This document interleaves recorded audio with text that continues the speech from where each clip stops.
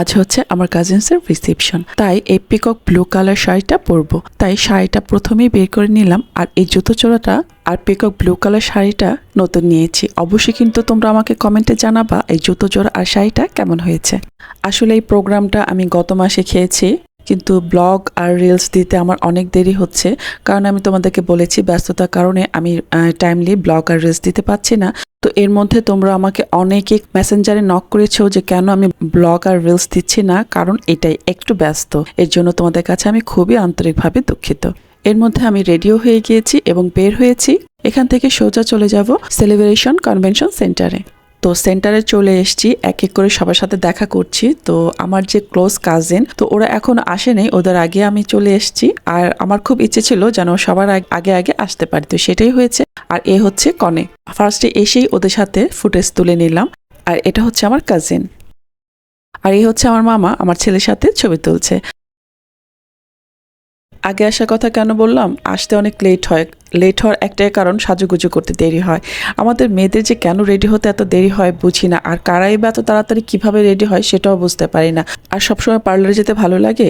তো যাই হোক, বাকি কাজিনগুলো সব চলে এসছে, ওদের সাথে আমরা আজ সবাই একসাথে বসতে পারিনি সিটের কারণে।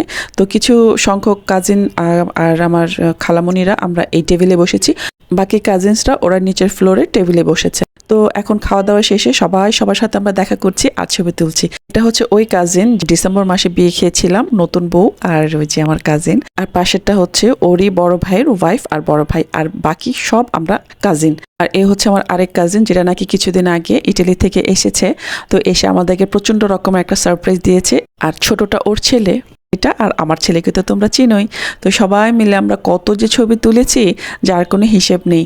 তো আমার গলাটা আসলে এখনো ঠিক হয়নি। বললাম না যে আউটডোরে গায়ে হলুদ খেয়ে আমার যে এত ঠান্ডা লেগেছিল, একদম গলাটা যে এমনভাবে বসেছে যে এখনো আমার গলাটা ঠিক হয়নি। এই যে গরম পানি খাচ্ছি, গরম পানি দিয়ে এখনো গোসল করছি, বাট গলাটা আমার এখনো ঠিক হচ্ছে না।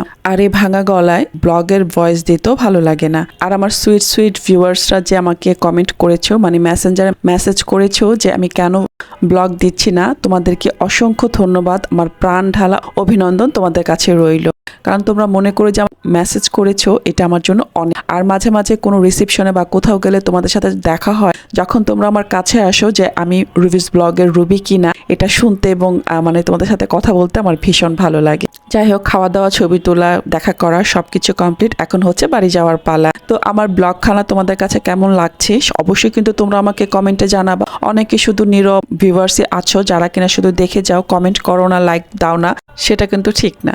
মাঝে মাঝে কমেন্ট না করলেও হার্ট বা লাইক অবশ্যই কিন্তু তোমরা দিবে। তোমাদের কাছে এতটুকু আশা তো আমি করতেই পারি নাকি। একজন মানুষ রিলস আর ব্লগ বানাতে কিন্তু অনেক কষ্ট, অনেক ধৈর্য, অনেক সময়ের ব্যাপার। সেটা যদি তোমরা জানতে, তাহলে অবশ্যই মনের বিরুদ্ধে হলেও কমসে কম একটা হার্ট না দিলেও লাইক তোমরা অবশ্যই আমার জন্য রাখতে। তো যাই হোক, আমার ব্লগখানা এখানে শেষ করতে হচ্ছে।